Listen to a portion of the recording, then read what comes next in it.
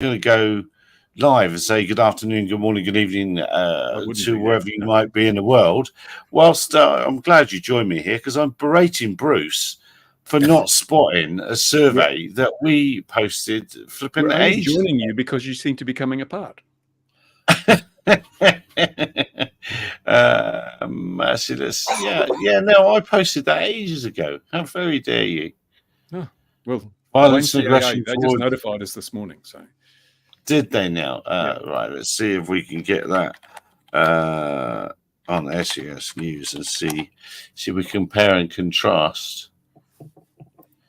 Yeah, 27th of January, young man. Well, that's how official CIA is. They contact the media before they contact relate or involved people. So no, it was Isaac Henderson, that very nice chap from the university there, who contacted me and said, "Here, I have this ahead of everybody else." So I said, "Thank you very much." You're special, mate. You're special. So just everybody else didn't read it. Hello, Anthony. Hello, Johnny. So that's the thing. Look, let me do this one thing before we go any further. Maybe I'll let a few more people arrive. In fact, yeah, all right. There, look, I'll just put that up there to prove that both of our regular viewers are here. Both of our regular viewers. True, that's true. Yeah, we don't need any more. So there, look, 27th of January. What are we? 13th. So yes, so that is for internet. Look at the adverts that come. Put a link in the chat, Gary, so that people can go and read that instead of listening. Yeah, I'll put your link in. That's a good idea. And I put the link to your news article. That looks interesting. I didn't read that. Because you're not as authoritative as the Daily Mail, so I don't read. No, obviously, yeah, well, plainly. Funny enough, let's share this one. I've been doing some thinking, which, as you know, is very, very unusual. And I thought, well, how's the terms drone and UAV going on Google Trends and just in America? But yeah, we can see it's plainly popped down to a nothing. So that's from 2004. That's 2017 there. Where are we at? 2022, 2023. So it really has sunk. The noise has shot down since the halcyon days of 2016, 2017. These peaks will be Christmas. Always Christmas, those peaks. And then I thought I would, is it going to show us this tab? Yeah. I thought I'd also have a look for FPV and DJI drone, because I thought FPV drone, the current situation, would have started going up a little bit, but no, it's not. Kamikaze drone, that seems to be flavor of the month, isn't it? Kamikaze drone, even though all right, let's try it. I don't. The trouble is I don't know how to spell it. It's not like Japanese that. Motorbike, isn't it? That's right. Let's add it in. Oh yeah! Oh look, it's not. Can you see it down there? Yeah, there. It's no one cares. Nobody wants to know. That's pretty interesting, isn't it? When I check Google News and type in drone in Google News, it's all about kamikaze drones, suicide drones these days. There's very little about the hobby. It's all about warfare. Yeah. And drone swarms, let's have a look at drone swarms then. What could we how can we get the hobby into this, I wonder? Oh yeah, but there's not that blip, that's low. What should we say? Hobby drones? What should we say? Drone deaths. Oh. We've got all the datas. No. Oh, funny, yeah, but that has more of a bump than kamikaze drone and drone swarms. That's quite interesting. Anyway, I was just thinking, things are calming down in our world very, very, very much. Right, all right. So let's do this. Let's do this while we're here. Can you see this? Let's spin the wheel. Let's choose the next winner. Let's have the next winner of whatever it is. Let's have gambling on YouTube. I spent it again, didn't I? It's going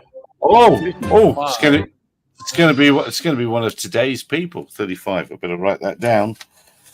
35. Shall we have a second one?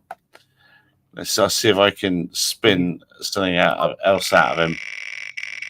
Let's make sure I write that It's down. got terrible bearings. Oh, 33? High numbers are in. My goodness. Goodness me. I hope that is random. Oh, well, it's as random as I'm going to be. Right. So let's see who that is. What have I done? What are we winning today then? I don't know. He hasn't emailed me in time, but it'll be The entire internet, isn't it? the whole Just for a internet, day? every last little bit of it. Yes, you win the internet for a day. It's going to be. It's probably going to be a frisbee and an autopilot. So let's see. Farod from New Jersey is number 35. What was the other one? 33 is Gabriel, I can't say your name, in Greece. I will get hold of the good people at QPilot and they will sort out your programs. So prizes. Points mean prizes, as they say. So yeah, that's what we'll do. I'll sort that out. I've got the numbers. I'll speak to Philip. I think there's going to be another color of autopilot with the autopilot, not win a gin session with Bruce. We should get woke and make a rainbow coloured one. Oh, well, he's got them all, hasn't he? He's got all the colours, yeah. so he doesn't need to do that. Right, let's have a video then. Let's have a bit of video while we're here, and then number picker wheel. Don't need that anymore. Where is it? There it is. There. Have we seen this? Yes, it was interesting, wasn't it? It's All those drones at an airport. My goodness. Yes. 1,750 for this It's by cheap, Sky Magic. It's pretty amazing, isn't it? It is. It is pretty amazing. It is. And I've been in that terminal, and it's dreadful. So anything to distract you when you're there. So this now is 3 times the size of an actual A380. That's how big it is. But look how it's lined up on the runway. It's all about the detail. It is dead center. 31 right? It's pretty cool, isn't it? It is. It is. Now, I've had people ask me, It's an Airbus, isn't it? You can tell because bits of it aren't falling off. I think it's got doors, hasn't it? Yeah. Yeah. The doors stay in place. Yeah. Yeah. But yeah, it is astounding, really. I mean, 1,700 drones. You couldn't have done that back in the day a long while. We only had 6 channels. The spark gap. Yeah. Oh. What was the button ones called? I can't remember. Single channel, and having to wind up all those escapements would have been forever. But what's really interesting about flying at an airport and things, the RF noise that's there, and these drones have performed flawlessly. You know, you see them creating the logo now for the airport. It's just, it's astounding. Sky Magic just knock it out of the park every time. Yeah, they did, didn't they? They absolutely did with that. That was quite amazing. Do this at Gatwick. That's it. It's been done with. How many people are entering this draw? It was like 40 odd, 37 odd people. Dovranzas. How do you know there were odd people? I guess there must have been if they entered the. Well, they must have been because they've entered. They might be watching this. Yeah, they'd be their serious news. So it's Ukraine FPV drones. Yeah, I wonder. All right, I will. I don't know that people go looking for that. They just get it thrown in their face through the media, don't they? Yeah. Well, I suppose so. Sorry, talk amongst yourselves while I'm typing. Okay. So what have you been up to then, Bruce? Making trouble. Good. Any particular kind of trouble? Yeah. Did you see our LiPo factory burnt down? No. Yeah, the LiPo quick charging place burnt down. This is my last video. I missed that last video. Then when did that happen? When you were talking to the authorities? That young lad who you door stopped. Lad, yes. Yeah, I felt sorry for him, poor lad. Yeah, they're not. they've made no impact at all. Ukraine FPV drones. What does he actually want me to say? Look Ukraine. look, Katie Price. Katie Price. See if anyone's searching for Katie Price. I bet you it's more than all the drones. Or no, Yes. the other one? Let's not give people nightmares. No. Meghan Markle or Harry. They'll all be way up there. No one cares about drones. It's all about people. It's an interesting thought. Well, not that much, look. If I spelt it right. I don't know. In comparative terms.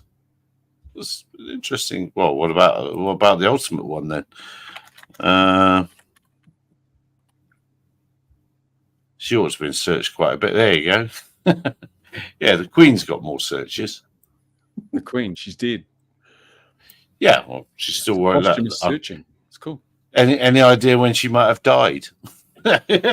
Looking at the data, let's review the data. Oh dear.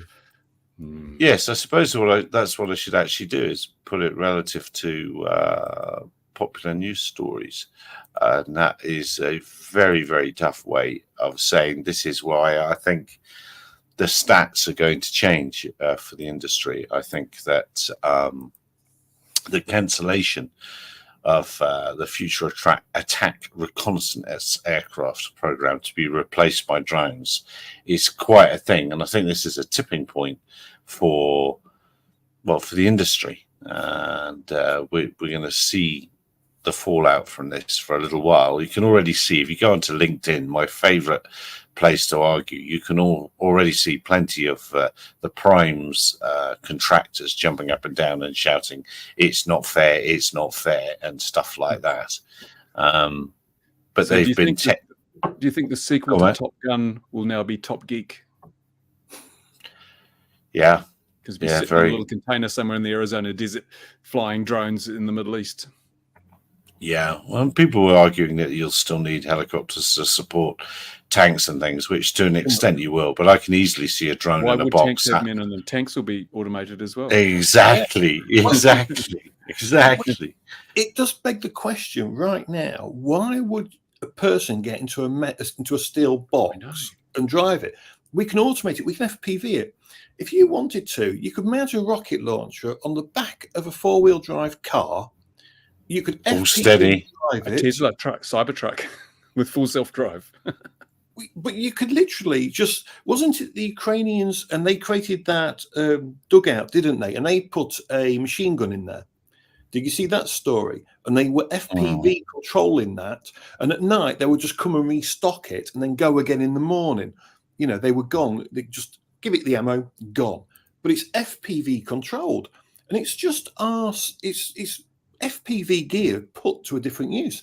We don't need to go into combat as much now unless you want to clear out the houses.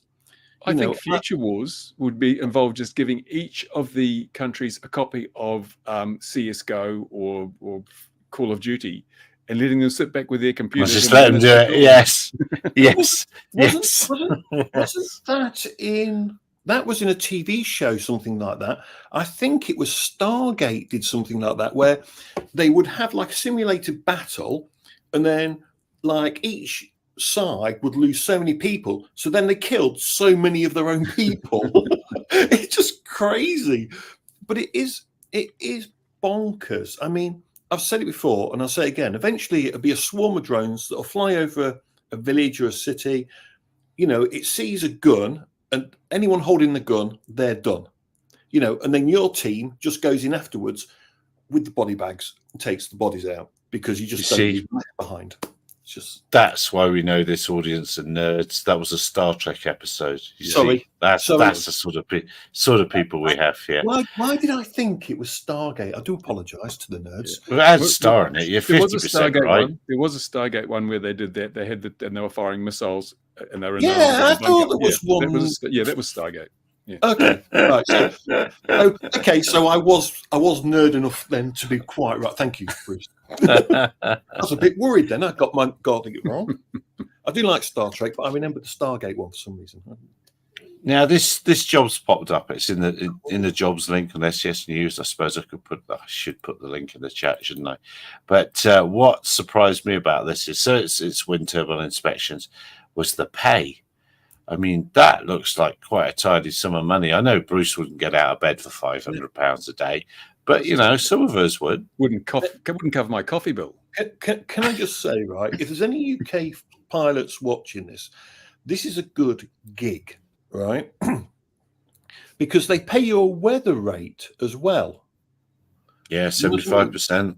Yeah. So if you're rained off for the day, don't worry about it. More. Yeah. You've made your money, and it's 2 weeks on, 2 weeks off. So the 2 weeks, I suspect, you'll sail out, you'll stay on the ship, and then you get onto your transport craft. It takes you, you inspect your turbines, blah blah blah, along you go. Now you will need your offshore certificates for this. £500 a day there is your maximum pay rate. That's not to be sniffed at. It's not much, 2 weeks on, 2 weeks off. It more, if it's only £250 a day when you realise you have to have 2 weeks off. Yes, but True. That's still better. That's still better than most people. Do you know what I mean? That's still a month's pay very quickly. Don't take me wrong, right? If I was younger, if I was in my 40s, I'll be going for that. But I've now tipped the scale to the wrong side of everything. You old people. And I don't want to be dumped by a helicopter underwater at this age either, because you have to go and do your offshore training. And I don't want to do it. I don't want to get wet and cold. And I suppose that's been at your expense as well, hasn't it? All that training. So unless you've got a ticket from someone else. Yeah, so you've got to have your offshore GWOs in place. And they are talking about relevant licenses, A1, 2, and 3. Now, wind turbine, I suspect that's in the A3 open category. You wouldn't actually have to fly, I don't think, to PDRA 01 because the commercial aspect is now gone. So the commercial side of things is now gone. I suppose the argument could be made for it being an industrial site of some kind, but you may actually, depends what you're flying, I suppose. But Doverains makes a good point, as as well, and which is what you pay Mark for. Said it, and also why it's a young bloke's job, isn't it? Really, it is. And Andrew's saying that about the C6 tablets. I'm not sure it would be for me, but I think this is one of the first jobs where I thought, oh, that's quite a tidy sum of money. Because the drone flying side of this is the simple ticket to get, in my humble opinion. Yeah. It's retrieving falls in the water. That's the hard bit. That's the hard bit, absolutely. But getting all that stuff to be able to work offshore, that's the tricky bit. Now I see they mention a medical, so I know nothing about offshore qualifications. It's not a flight medical, is it? It must be. No, it'd be an offshore medical. You need medical to be offshore. Sounds like a dangerous place. Absolutely, it is. Absolutely. I mean, it is. It's one of those because it's challenging to fly the wind turbine. Depends what system they're using. If it's automated, then they're fine. It's not so bad. But your skill will be taking to fly like this. Yeah. The skill will be landing back onto the deck, because if it's a moving deck, if it's some of the wind turbine, when they construction wind turbines, they can actually, some of the ships can actually sit you and they put down legs and they sit there. But if you're on a boat that can't do that, your skills are going to have to be good, because you've got to land on a deck that could be moving a meter up and down all day quite easily. Get it wrong coming down, you're just going to know about it. So they want freestyle pilots, right? Just good pilots. But I've seen those mini guys land on their hands all the time, so it'll be fine. And you could dive that wind turbine. You could dive that wind turbine. It'd be so cool. You dive it, yeah. And what you make an extra $1,000 out of your YouTube videos. Yeah. I think it's a really good job for someone. I think I saw that Cyberhawk were after people for 24 a year. I think I would rather, no disrespect, I would rather do this, because you'd have to have your GWOs for Cyberhawk, because they do a lot of stuff offshore anyway. But part of me says this would be the better job to have. I think this is the one I would go for. Or you could just buy a drone and become an auditor. Yeah, well, like you, yeah, we've seen you. I'm good at it. You're not that good. You intimidate young blokes. It's No, I was terrible. Some brilliant. poor I was young brilliant at security it. guard. Were you? Yeah, Well, yeah, fantastic. that lad didn't even know what an auditor was. He did. He thought you were coming from the company to audit the company. You know, that sort of auditor. That's what he thought. I didn't have my uniform on. Yeah, that's right. Yes. Imagine flying FPV on a rocking boat. Yeah, absolutely. Yeah. It would be dreadful. That's interesting though, because I had someone here yesterday, and I gave them an FPV experience, and I said, "Sit down. You might get a little bit of vertigo, a bit of nausea." They had no problems at all. They loved it. It was fantastic. And yet, my wife just about threw up in the bucket when I took her for a ride. It's amazing how people are different. Having to sit next to you for a little while that's again, isn't it? That'll be yeah. I should have showered first. Yeah. Yeah, exactly. Yeah, I'm still on my mission to maybe do some FPV again, because we've had some lovely days. But I can't square the circle of paying so much money for all the gear. So that's Have you got goggles? I've got very old goggles. Yeah, just a box goggle. It's a reversing camera screen, isn't it, in a box? Yeah. So no, I haven't got, but I've got all the old gear. So I must. If it wasn't going to get stolen, I'd send you a pair. I'll get stolen. I guess it's absolutely zero chance of stuff arriving here. And if you send anything via a reputable carrier, it will attract more flipping duty than it costs to buy the thing. Yeah, I just put on a declaration: toy $5. No, that one doesn't fly here anymore. And I've been looking at stuff on AliExpress, and I've been looking at like $20 modules, or I'll buy 4 or 5 of them, $600 shipping. Yeah, no, maybe not. Can't you get it flown like from someone over the border? Just, drone over the border. Oh, well, yes, it would be nice. You know, a drone delivery system working. Amazon. Yeah, no. Amazon, they're not rushing. Guidance is waiting for a RID module to show up, so I can drive all over town racing cars. Well, yes. You'd be careful with that guy. Did you see the Super Bowl thing? Right, you probably saw Brendan's tweet. Super Bowl's in place, so they've got a 30-mile exclusion radius. Who flying a drone 28 miles from the Super Bowl is going to even be an issue? But why 30 miles? It's like, if they want people to acknowledge and respect and obey these exclusions, they've got to make them sensible for drones. It's stupid. Well, we get massive exclusion zones here for sporting events. We get the overkill as well. You look at it and go, "What? Why is that so big?" It's like the Olympics was just crazy. It was massive. It's just So it's just overkill, and it's like it's the security forces that push it. It's just a knee-jerk overreaction from them. It shows how incompetent they are at coming up with sensible restrictions. And if it's not sensible, if there's no common sense and no logic behind it, they can't expect people. They can't be surprised when people say, "I'm not going to do that." It makes no sense. But it's good that Guy is waiting for his RID module, because that is, at least he's ordered one. Because was it March? I think it's March, isn't it? I can't remember. March 16. Yeah, March 6. Yeah. Because that's going to hit, and I guarantee some people are going to be made an example of in the first month or two. The thing is that they're already, like that guy that flew over the stadium, and he's been risks possibly 2, possibly 3 years in prison. He didn't have it's just the built-in Aeroscope thing, or probably had remote ID operative, but they've been catching people without remote ID for ages. It's not like it's going to suddenly make their job so much easier. Sure. No. Yeah. And did you see? So did someone fly over the Super Bowl? No. Oh, no. This was a previous event. But did you see the video I posted of the guy with the paramotor at 17,500 feet saying, "I can see jets"? That's okay.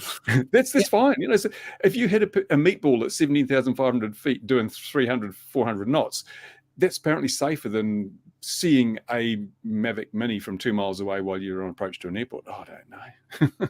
It is interesting, isn't it? Because you imagine if manned aviation had electronic on spec and all aircraft, right? Because we all know that they cut corners, or if you look at an air map or whatever, they cut the corners a little bit. You know, they just because, you know, they don't want to talk to the ACC, so they won't, but they'll just cut a little corner. You imagine if it was all of a sudden they had nothing but EC, how their movements would change a bit. But would they be getting their pattern? It would be interesting to see, wouldn't it? It would be interesting to see all that. Yeah, I guarantee it would change the way they flew a crewed aircraft. I guarantee it. If you knew for certain you're being tracked. It's another sandbag story, but a friend of mine was controlling at Bryce, and I did what the Tornadoes, when the Tornadoes got the new kit, the lovely kit, they used to fly around them. They used to go right around the mat, so we didn't have to. How'd they go, Gary? Like that, and I did exactly that in the helicopter. I flew around where my mate was controlling, and I was doing this all the time as well as I tracked around it on the GPS. I'm sure you could see that. But yeah, and it's funny enough, driving around causing chaos. I may or may not have done that with a transponder near Heathrow once, or I may have heard of someone that allegedly did that. And what are the statistics and reports of all these incursions? Where are all the statistics have ever been reported? Says Guy, well, they're not, because there aren't any other than the made up ones. Ian not with us tonight, but I know he's pushing hard for his various freedom of information things, and I don't know. I lose respect for august bodies, and I'm not just talking about Bruce here. That I've had respected for years and years and years. And now when you discover that, like, the AAIB just appoint people because they say they have the skills, it's like, oh, God, you know, and then, yeah, I can get 10 Jaffa cakes in my mouth at once. Oh, you're qualified. Exactly. Yeah, exactly. I know where all the right shelves in the shops to buy the biscuits are, all that, something like that. Yeah. Yeah, but now does that not make a little bit of sense to both of you? If you've ever read some of the AAIBs and some of their responses, and you know, you're looking at it going, that doesn't quite look right. That doesn't fit with what would have happened. It's like the M6, was it the M600 flyaway and hit into the garden or something, where the pilot lost it, didn't he? He lost it years ago now. That didn't seem to add up fully, because if you hit it ATI and you could fly, you would have been all right with that. I think you'd have got that back. And so that was, but it was put down to something else. It wasn't put down to pilot error as such. And sometimes you read some of the other reports and you're just thinking, that doesn't look quite right. And now we know why, because these people don't fly drones. They don't fly it. And if they did fly drones, I would suspect they've probably only flown DJI. They've probably only flown something as big as a Phantom 4 Pro, maybe. You know, they're not flying the bigger stuff or the RG stuff, you know, and they are different beasts, as we know. And when you have experts, especially a self-selecting group of experts, the Dunning-Kruger effect is a very prominent. Oh, yes. Well, I'm sure I've said it before a million times on this. That, you know, the older I get, if anyone proclaims to be an expert, I'm immediately wary. Immediately. It's just like, well, really? So I certainly wouldn't claim to be an expert on anything. The older I get, the less I know. If the media called you an expert, then you're really likely to be one.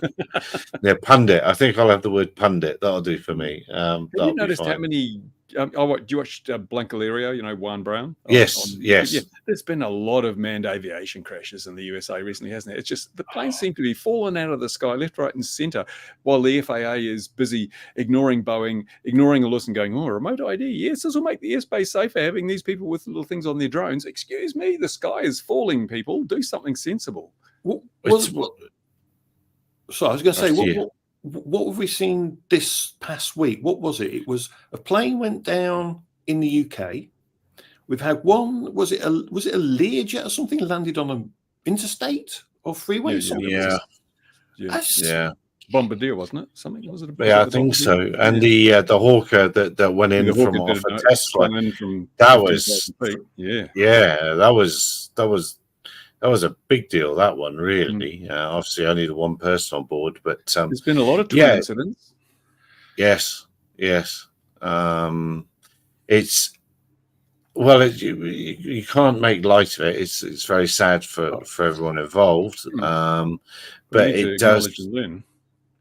Yeah, absolutely. But it does sort of suggest, hey guys, get your own stuff in order before you start throwing stones, because there's a lot of stone throwing happening on, and it's a bit like I don't know, the smoking lobby saying, you know, smoke 60 camels a day and you'll be chasing camels. No, you'll be healthy. Doctors recommend. That's where I was going with that. It's a bit like that in the 50s. It's a bit like we're getting some lobbying, I think, and I wouldn't be surprised if some counter UAS companies are beginning to fund a little bit of a misinformation campaign into the general aviation world, because I see a lot of pilots sticking up. And somebody said to me this week, again on LinkedIn, please find me on LinkedIn, where I like to argue, so you advocate deaths, what about all the deaths? It's like, well, but there haven't been any yet. If I look at GA, there's been 4 or 5 in the last week, and then we take that out further, it just doesn't stand up at all. Something else that's going to be interesting, I see Dedrone were doing a whole lot of press releases about how they're protecting the bloody Super Bowl and that sort of crap. These counter UAS companies are going to become redundant with remote ID, aren't they? You won't need this fancy tech, but all you need is a smartphone. Yeah, no, to a certain extent, you're right. If it's radio based stuff and not got any vision stuff attached to it, just the basic detect. But even with vision stuff, according to the FAA, all these drones will have remote ID and be able to pick them up. So what these counter drone people, I'm surprised they're not rallying against remote ID. It's going to eat into their market significantly. Yeah, but they'll have the better receiver. We'll have the longer wire. It doesn't matter. Picking one up that's 50 kilometers away, it's not important. It's the one that's 1 kilometer, 2 kilometers away. They're the ones that are important. And there's your smartphone. Well, it works just as well as a high gain antenna array. Well, anyone could set up their own countermeasure UAS company then. All you need is a phone. Yes. Yeah, or several of them. And what you could do is you could get people to have their phones on all the time, pulling data from the sky, and you'd pay them a little bit of something. But then that's your sensor network deployed everywhere. You'll have a little bit of Bitcoin. That's what we'll pay you. Pay you in Bruce coin for every little transaction. Bad ads, no, they won't, Guy. Of course they won't. And yeah, I've seen the Careless, Clueless, and what was the last C? Criminal. That was pulled out.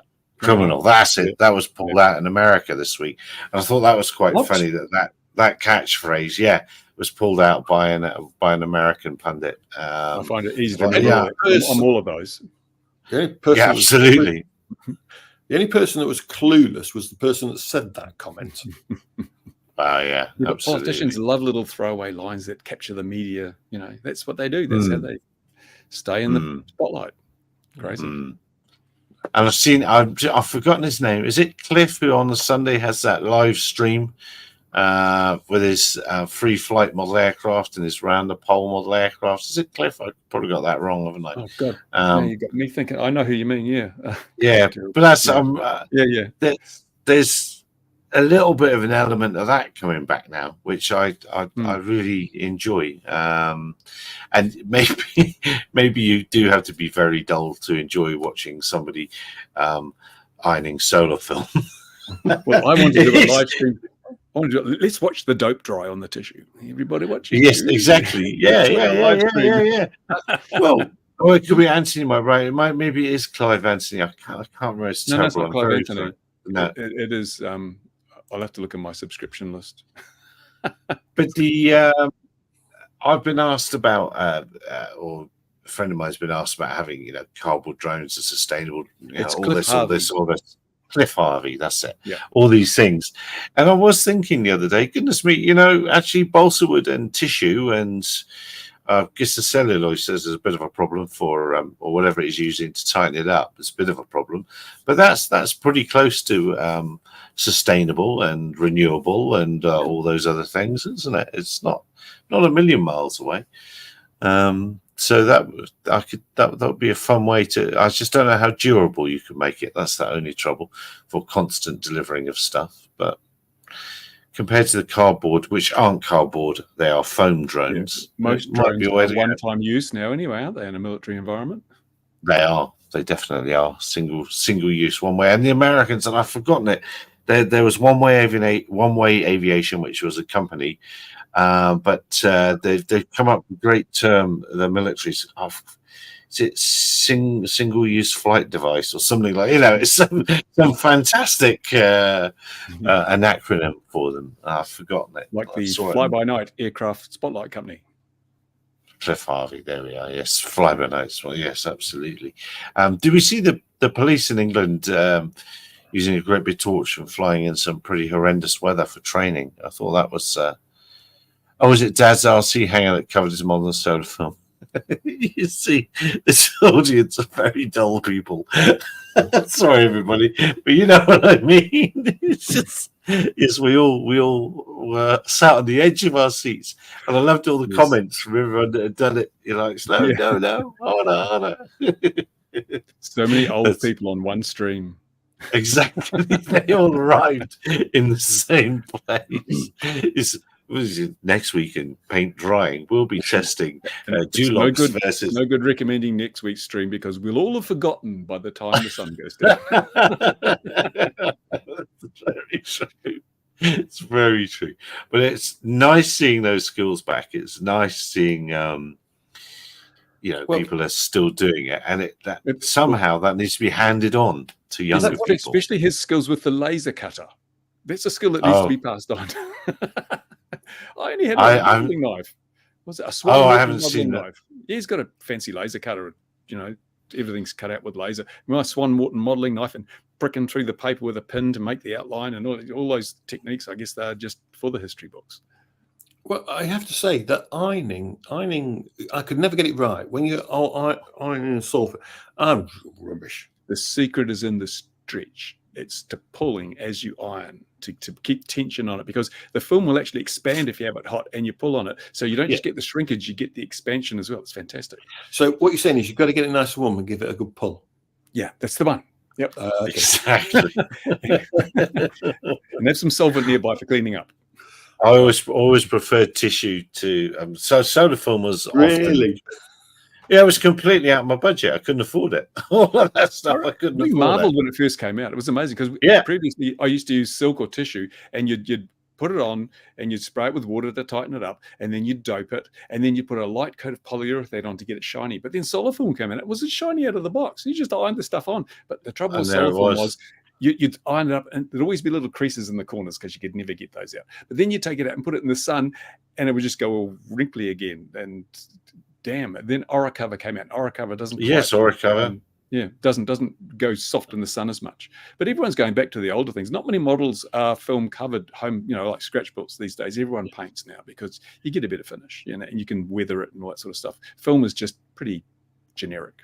I'm the bad one of the three of us then, because I dislike building. So me too. I got into when I got into RC stuff. I just basically went with almost ready to fly. Just glue it together. I'm happy. I don't have to put covering on it or anything. Guy, I'm afraid I can't get to that's one of the pains of this thing. I can't get to that link. I can't select it. How can I do this? How can I do it? I have to just type it in. I'm interested to see what this video is. Right, let's do it over here. Now everyone is going to have to talk amongst themselves. So I'm going to take 25 minutes to type this link out now. So what else have we seen? What are exciting? Has anyone sent you any video, any radios to review recently, Bruce? Or you're too out of it? So I fancy hearing about that T16 or whatever it is. Here it is. Here comes something. Oh. Too hard to get out. Too hard. You mean this one? Which one's that? Is that the 14? Yes, that 14. Yes. Yeah. Has that got real trims on? Has it got those little it's got little trims? Tiny joysticks here, 2A joysticks. So those little things go up and down, left and right. I'm not a fan of those, to be honest. I like proper trim levers. But I mean, but this is an FPV, targeting FPV, and you don't use the trims when you fly with a flight controller. So it doesn't really matter, I suppose. I don't know why you'd make it. I don't know what makes this an FPV radio. I don't understand. How far can it? Well, yeah, but I mean, like, I've got, you get little radios with 1 watt ELRS these days. And so you've got to wonder what makes it FPV. I don't know. I haven't even turned it on yet, so I don't know. It's probably got a monochrome screen. Why do you have a screen at all if you've got goggles on? Well, yeah, here we go. I've got that. Yes, it's true enough. Here we go. I've got the video now. Let's have that up. Ready for the first flight. Yeah, this great big thing. Oh, yes, I saw that. It's had a lot of views. All right. Motors are installed, connected. We just check the TG. So we know what is it? Size isn't everything. Size isn't everything. As, It's a bit tail heavy there. Look. What's he going to put on? What was that he put up there? The lazy boy on the top so he can go for a fly. What's he lifting it? Balancing it. So now I will cut the hatch. It's a big hatch, but we need because is it electric? Beautiful ball. I think so. Must be. Is it electric? Is it? I don't know. I don't know. Right. Yikes! You're cutting a hole in it. That seems. Must be glass over foam or something, isn't it? Goodness me! Look at the weight of that. Is that just a frame for doing something? I don't know. It looks like a seat. He's making a seat. I don't know what he's doing. He's never putting something that heavy inside it, is he? Is it ferro cement? Oh my hat! Look at the weight of that. But that's foam, isn't it? That's the kind of foam composite. No, it's wood, isn't it? That's plywood. That's plywood. Yeah. Plywood? Oh, I suppose it might be. But then, if you've got something that big, that front wheel, you don't want it to give anywhere, do you? This is the main board. Boy, he might need it to get the CG right, but it's jolly heavy way of doing things, isn't it? Why have all those fancy other stuff if you do that? And the thing is, why not just build a smaller one and fly it closer? Well, he won't have any VLOS issues, will he? No.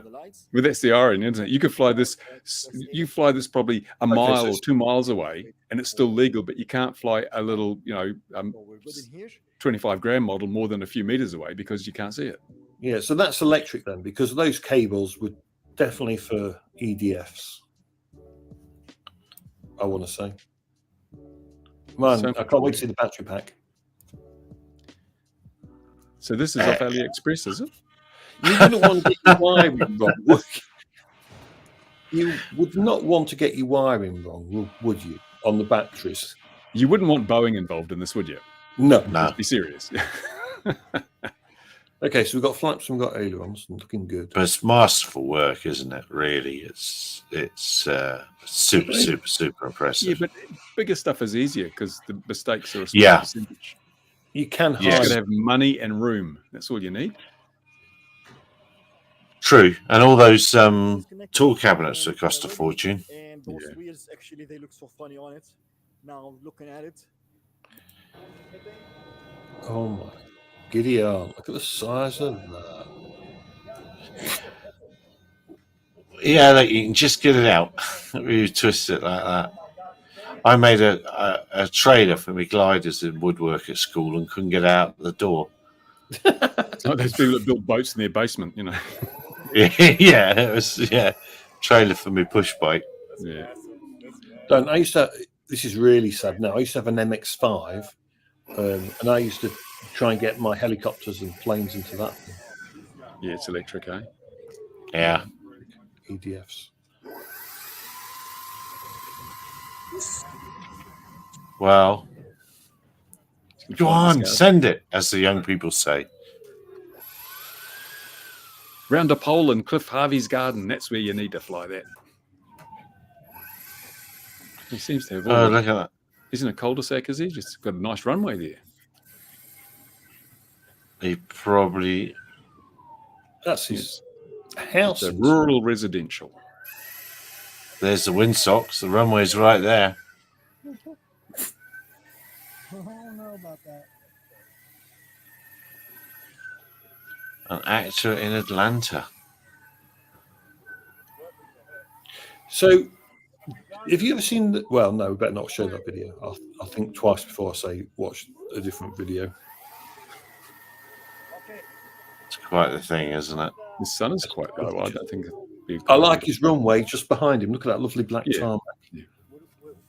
What radio is he using? It's not a DX6, is it? TX16, TX14, whatever. Yeah.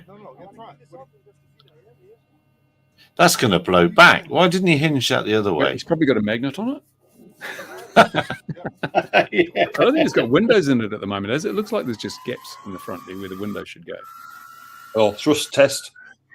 Yeah. Goodness me. The rudder on the real one's split, don't they? For braking. Yeah. Look at this. You can also Here we go. That's awesome, man. I don't think he's going to fly it. Is he in this one? Oh, I think he is. Oh, It's taxi test. Runway testing. Is he going to give it a Taxi little hop in the air? Legs are good. oh. No way. No way.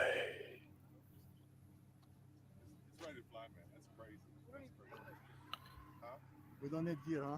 I don't think I could. I don't think I could fly. Even try and fly that. Why? It's easy. They fly so slow. Yeah, and it's big. So the bigger they are, the easier they are to fly with model And the planes. harder they Remember fall. that. It is one of those things where I just. Yeah. There. Oh, there we are.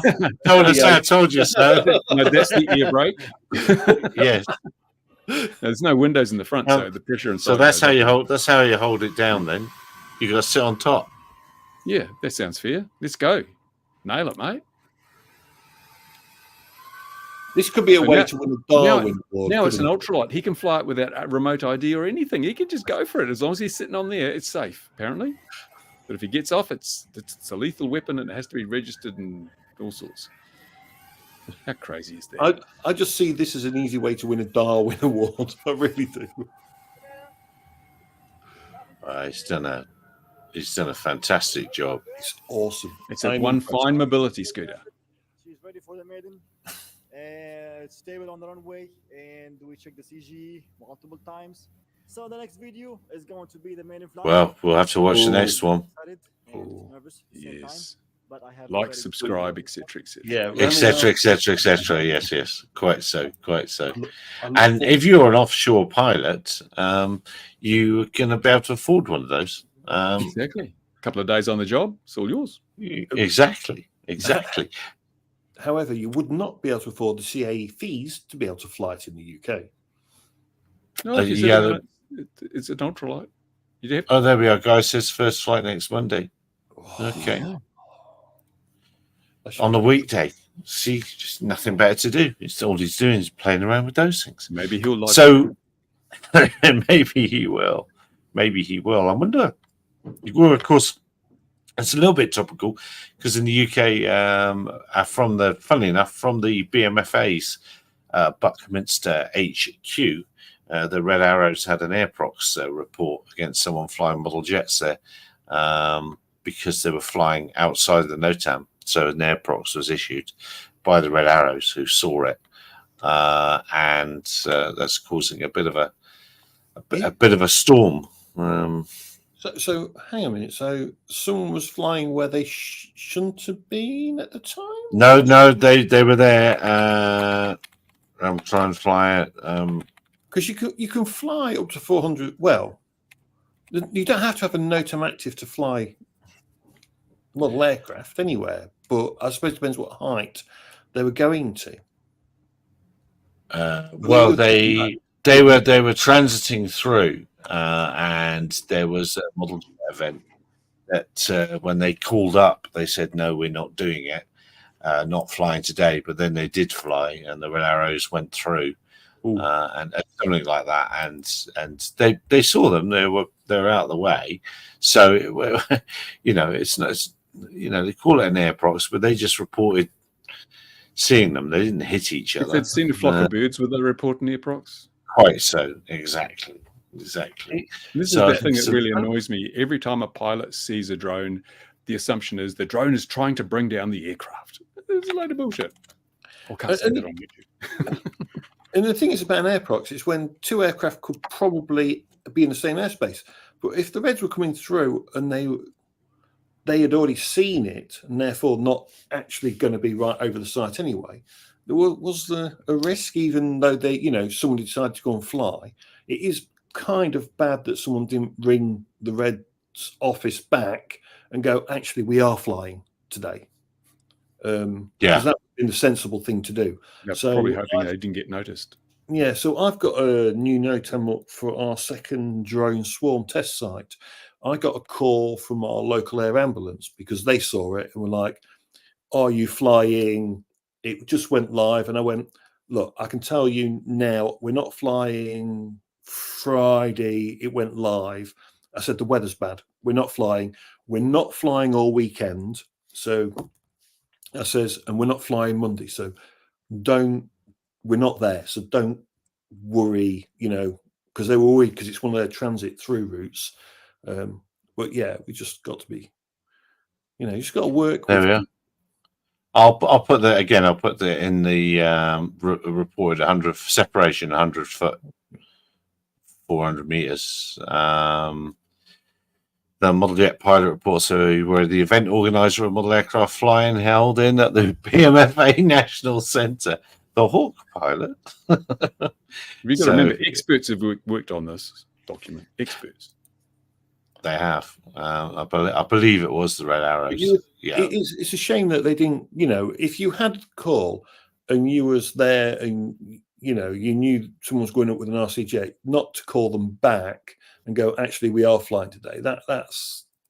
I might have misrepresented that, but it's a big story. It's a big. Yeah. It's causing this. This is the story that's kicked off on LinkedIn. The general aviation crowd. They're not very happy about this whole thing. This is what's kicked them off, and of course, unfortunately, it's model aircraft. It's not drone. So visibility for the model aircraft was less than 5K, but for the aircraft it was greater than 10K. Is that because of their altitude? Because they're higher. Yeah. They're looking downhill. But the horizon's not 5K away. No.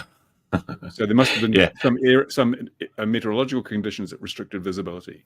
There's a flaw in this report.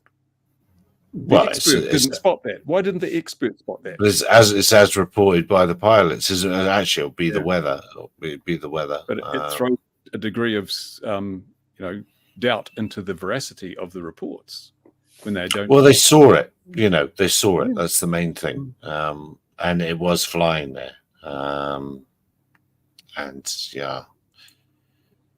Full size of close weights, Hawk formation, download, immediately dive their aircraft, near vertical dive to height around 50 feet. That's the model. Anyway, you can read it. You can all read it for yourselves, but it's caused a stir. And it's a large model jet. But he took the avoiding action. So he would have just rolled her over or just pointed her down and gone to the deck anyway. So he would have seen the Reds and he took the avoiding action, which is the correct thing to do. And the CAA will say remote ID would have prevented this. Absolutely. BS 101. Yeah. But yeah. Yeah, it's trouble at mill. Yeah. But I thought it was topical for what we're talking about. Tyler Perry is the customer. Who's Tyler Perry? Does anyone know who Tyler Perry is? Is he out of a boy band? I don't know. Sounds like a boy band. What I can tell you is what I can tell you about is I grew up with the Perrys. So let's see if he's related to that Perrys. I'll just. They do a bit of fencing, don't they? Do they? Do they there? I don't know. Perry thrust, that sort of stuff. Oh, para! I got it wrong. Something I saw today. The CA put out their little thing saying their route for BV loss on their podcast thing. Yeah. This is the Perry's I grew up with in the village I come from. It's Perry's cider. And it didn't look as Gucci as this when I was a lad. It's now a bit London. It's all a bit London now. Well, Jeremy that Clarkson looks has about set the same. bar high, hasn't he? Yeah. Yeah. And unfortunately, there's a little town just to the east of where I grew up called Frome that's quite handy for. Funny enough, that's where that drone swarm people come from in the circular world of circular things. And that's very close to London. It's making things nuts. All loads of Londoners are moving out of there. But this is where I grew up, and that's the Perry's I knew anyway. And the bottles used to come like that. And you used to be able to. They used to sell cider that they wouldn't let tourists drink in a cardboard box. Oh yeah, absolutely. No, you take your own. You take your own stuff in. You take your own. Yeah, take your own containers down. Take down your Coke bottle and fill it up with cider. Celestial light shows from hello, Chris Crockford, the most unreasonable man on LinkedIn. Not at all. Apart from himself, not actually for a second. Chris is he's a fantastic guy. Perfectly placed to have a drone delivery trial across a bay in the UK, Morecambe Bay. And it's just a world of hurt for him, and has been a world of hurt for him. But it really would have been a great. It's crazy. It's crazy that it's not possible, and it seems, and it's not a long gap. The risks are minimum beforehand. It's just bonkers. But to me now, I said this kind of bit of a tongue-in-cheek thing. Just get a hovercraft and put a cube in it. Absolutely. Get that to take stuff across the bay. Yeah, I'm sure in the 60s there must have been hovercraft trials there, as they were in. Because the hovercraft, all you have to do is put a LiDAR on it, right? You can see other things then, and just send it on its way. I'm just going to put the map up. It's all coming to an end. It's all doomed. I tell you. Oh, he died as well, didn't he? This week, the last remaining one, Ian Lavender.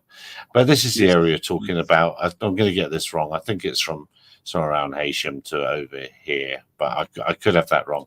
But that's Morecambe Bay, just underneath the Lake District, in just above Wales in the UK. And it's very tidal. There's big, terribly. You want to be careful in here. Big sands. But it would seem perfect. So yeah, perfect for a hovercraft. When it's flooded, it'll work. When the sands are there, it'll work. So here's the reason why they wanted to do it, and this is for people to understand.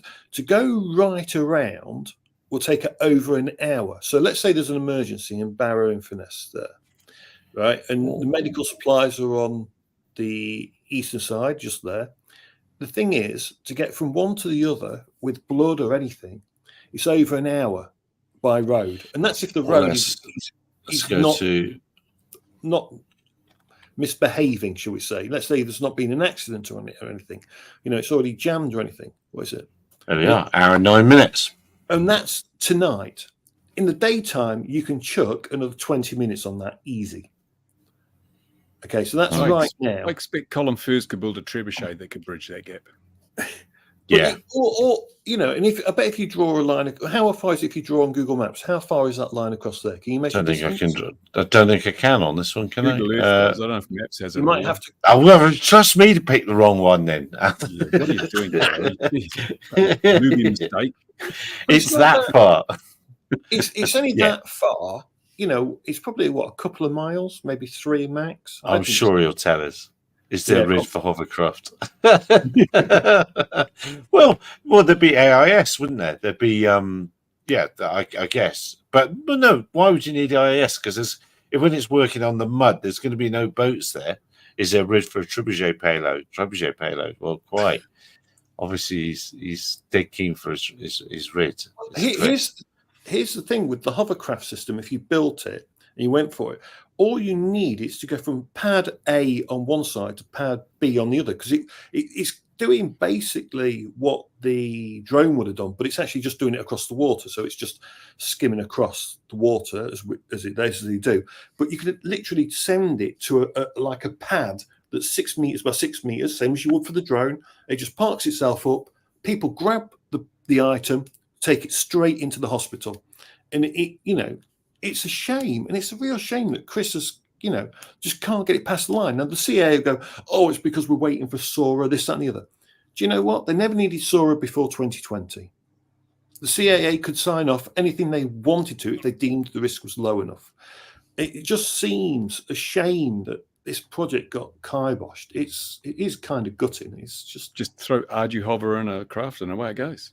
Yeah, it exists. It does exist. Yeah, and you could put, all you'd have to do is put LiDAR on the hovercraft, so you can put sensors on so it can see objects. Talk to Ukraine. They're pretty good at these sort of things. And it'll go across. Yeah, they've been. Hello, Mick. How on earth are you down there in Australia? I hope you're well. Yeah, it beggars belief that trial. I don't know how long, Chris. You put in the comments. I don't know how long you wanted to run it for, but I think it was only a week or two. It wasn't long. She'd just done it. It could have been over and done with. All the data back. Easier to ask for permission. Everyone home in time for tea and medals. Yeah. It didn't get kibosh. We've flown just shy of 1,000 kilometers. So there you go. Well, that's there we go. That's perfect then. Well, that's good. That's great news then. So 1,000 kilometers. So they fly in that, or is it just they're going out a kilometer and coming back a kilometer? They're going the long way round. Yeah, Mick, we're cooling down from high temperatures last week. It was crazy here as well for a couple of days.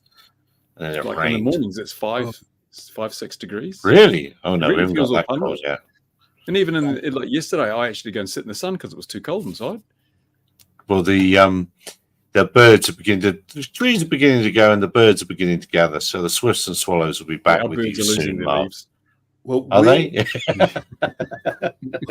Yes. Well, absolutely. We're starting to get a tweet from the birds early in the morning now. But do they use Twitter? Yes. So I've heard. Not anymore. Snow blast. Is it that X Twitter uses? Week we're meant to get like an absolute hell for snow, but they often get that wrong. So it's either going to be a lot of rain, which our land can't take any more rain. At the minute, the UK is just it'll sink. The UK will sink. Yeah, or float off. It's float away. Oh, it's crazy how wet the farmland is around here at the minute. If you step onto it, you probably sink it, like just your foot just disappear an inch because that's what wellies are for. But it's amazing how tough those auditors are. They're still out there in the rain. You see them out with their cameras annoying people in the rain. And the big thing now seems to be these migrant hotels. They front up there and oh no. Oh no. Here's the thing, right? You watch these auditors fly, and it's quite interesting. So that you see them flying over police stations quite a few times now, and I've seen this, and it's like the police don't quite understand the rules. Now, the auditors are quite clever in the way they talk and do things at times. However, what these auditors seem to have missed out, and the police, is that under the Transport Act of 2021, the Air Transport Act that was pushed through, where even if they suspect there's a drone in your car, the police can make you open that car and search your car regardless, which is great because we don't, they want to check your car for drugs, but no, we'll say there's a drone in there, so we can open it anyway and search. They literally can do that under Article 8 of the Air Transport Act 2021. If you were to fly over a police station and it has someone in custody, you knowing that or not is irrelevant completely. Or you were revealing the number of police cars for national security, if you were doing that kind of thing, technically under Article 8, the police can have you for that. They could literally take their drone off them, fine them, and do them under Article 8. It's all there in the Air Traffic 2021 Act. We were all warning people this was going to happen, that they were going to push through and drone searches, this, that, and the other. It's all there, but the police just get bamboozled or don't know about it. And it's quite interesting, really, how far these guys are pushing their luck, because their luck is going to turn on them at some point and they're going to get bit. Well, it's already the auditing craze is over because so many people already know what the rules are, and they say you go outside and do whatever you like. And also, it's just the same thing over and over again with different faces. It's totally boring. Yeah, it is quite interesting how businesses react. I do wonder if it means that some airspace rules might change, as in how high you have to be above a property. But if they did that, it would be crazy, I think at some point. That's the machine that Dovran's was mentioning, and I thought that was such a natural progression for these things. A standard round PG7 VL in the front. Is it shaped to throw? Sorry, say again? Shaped to launch? Is it, you shake it, launch? Oh, shaped to launch. Yeah, but I mean, make sure it's in properly before you did they disable the return to home? One would hope, wouldn't you? But I mean, it really, that's kind of, it doesn't take much, does it? I mean, I thought it was a very clever way of doing it. That's why I put it up. I wouldn't want to be throwing it. I would hope it would be rail launch or something else like that. But people, no doubt they are. But yeah, bit of tube. It's a very nicely made thing, isn't it? Yeah, it is. It looks like it's a composite wing. And it's amazing that now even the smallest nation can become a major, have major, benefits in a conflict, because it's, you can use a $1,000 drone to bring down a $250,000 Patriot missile. But here's the amazing thing. So they don't suffer from bureaucracy like we do. So they've been able to turn this quite quickly. They've developed drones for this kind of thing so quickly. Yet here, we will have meeting after meeting on drone, what it's got to be, this, that, and the other, where when this is what we need to do, just do it. And it's proven so successful. Well, over here in the UK, for example, it'll cost millions of pounds, loads of meetings. You put this vision in my head of the war front, the front lines in a conflict involving Britain or New Zealand, and you've got all these drones ready to go, and you've got a man from the CIA checking you've done your SOAR, and you've got cones and high-vis jackets and tape. And well, it gets here at the minute. I mean, it's quite laughable at the minute because we have an armed forces. Okay, the UK does not have an army. Okay, to be clear, so. Because an army, you have to have 100,000 standing men. Oh, really? Yes, an army is defined. Not allowed to sit down for a while. Be quite tired. Yeah, come on, that seems pretty unfair, doesn't it? So the UK has had an armed forces now for a long time. They changed the name. It was not. That's why it changed from army to armed forces, because we don't have. Enough. Yes, interesting. Actually, given the state of the weaponry, it could be the Amish. So send in the Amish. so we do not have an army. We do not have enough men to do half the stuff that we're meant to be able to do. I've heard that said about you. Yes, they do a cracking job. Don't get me wrong, right? I'm not down in the army, guys. They are the great bunch of people. But you say that about anybody with guns, don't you? Yeah, the way it's been run. The way it's been run now, they have all this equality they have to meet as well. They don't let, what I mean? You've got to do all this. You've got to be certain equality. It's just, the army's just gone crazy over here. It's just gone bonkers. Runs on gender fluid. Yeah. Oh, God. Oh, dear. But that is, if you cast an aeromodelling eye over that, that looks like it's going to fly, doesn't it? You don't need a slope saw, a nice slope saw.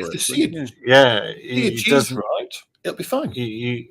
So that's the sort of thing you're looking for, really, in a good aircraft, isn't it? It looks that phrase is one of the truest I know of this world. Is if it looks right, it'll fly right. And intuitively, that looks good, and that's got such an increased range over the multi-rotor and perhaps ability to stand off. And maybe if you drop it from a helicopter or something like that, you can allow something else at altitude.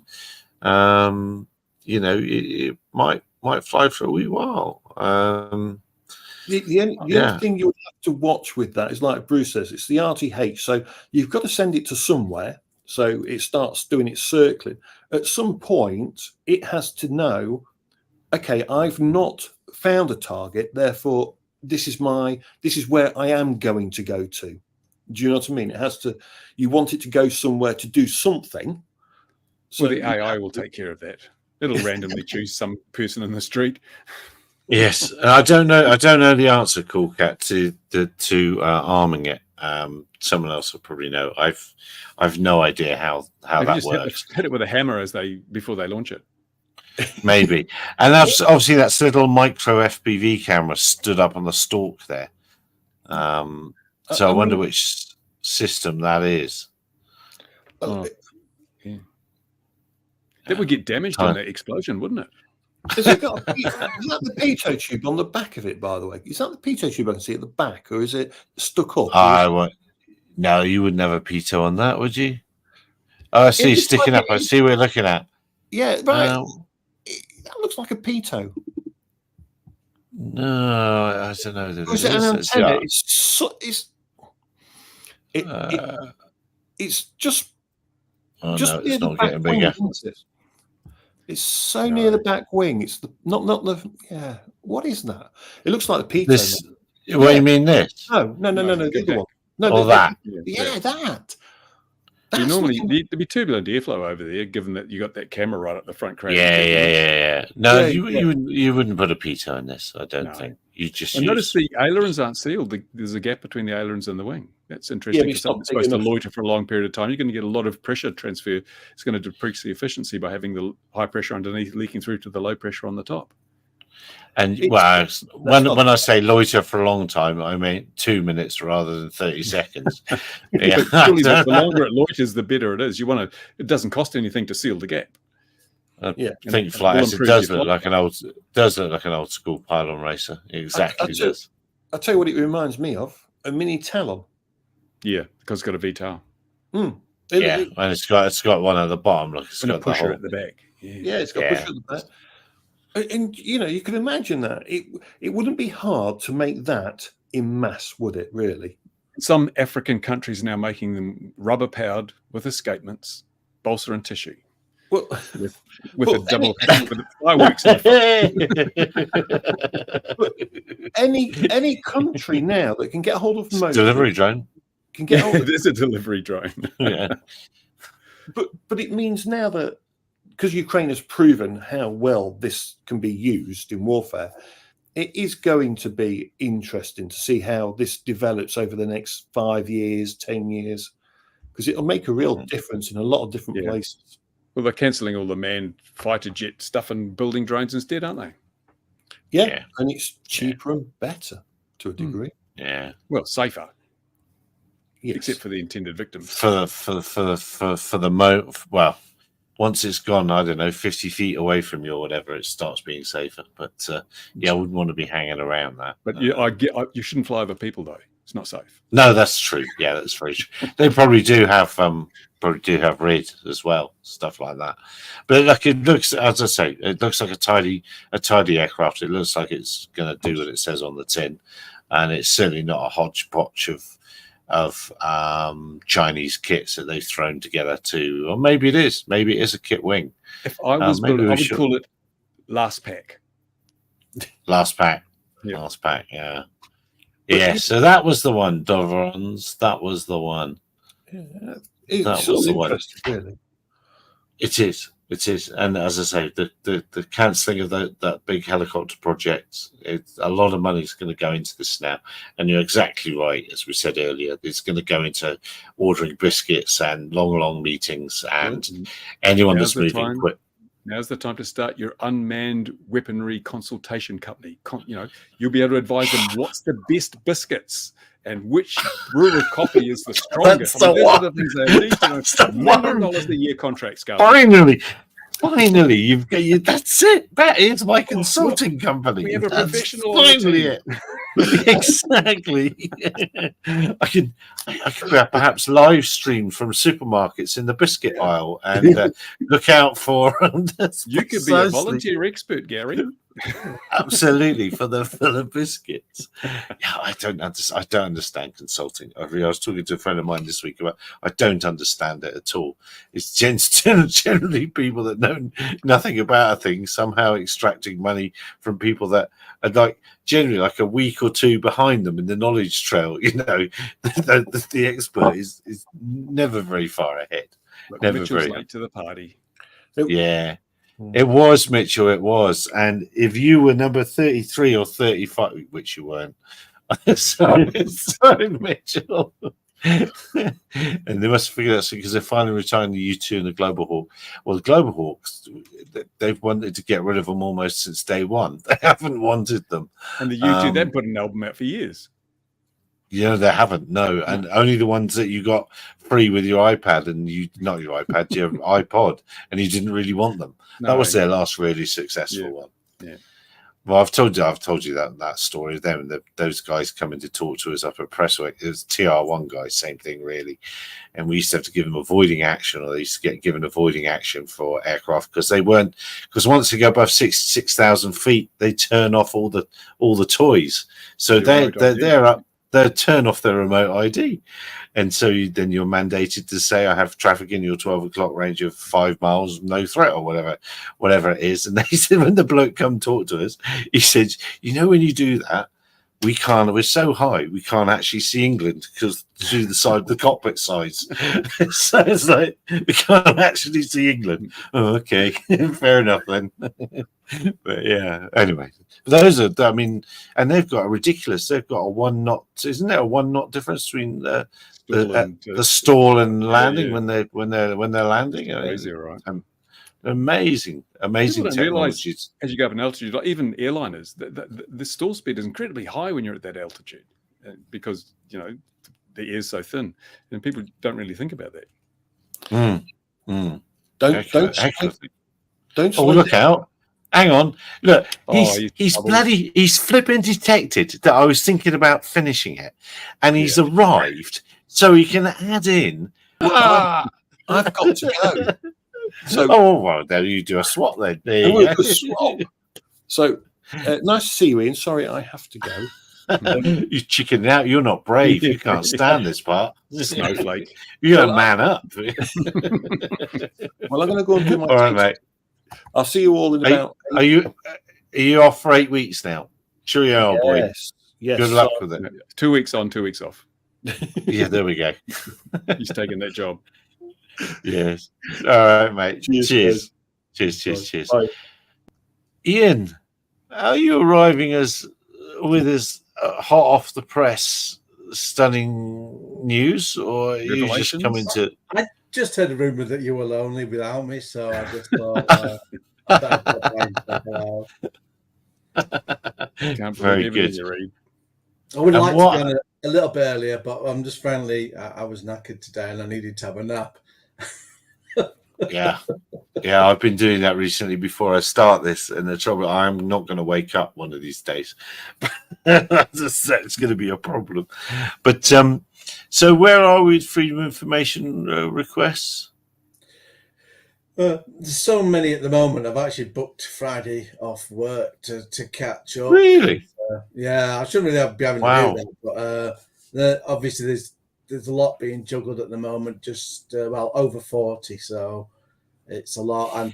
And then Kevin obviously started on Twitter on Bruce last night. You triggered him.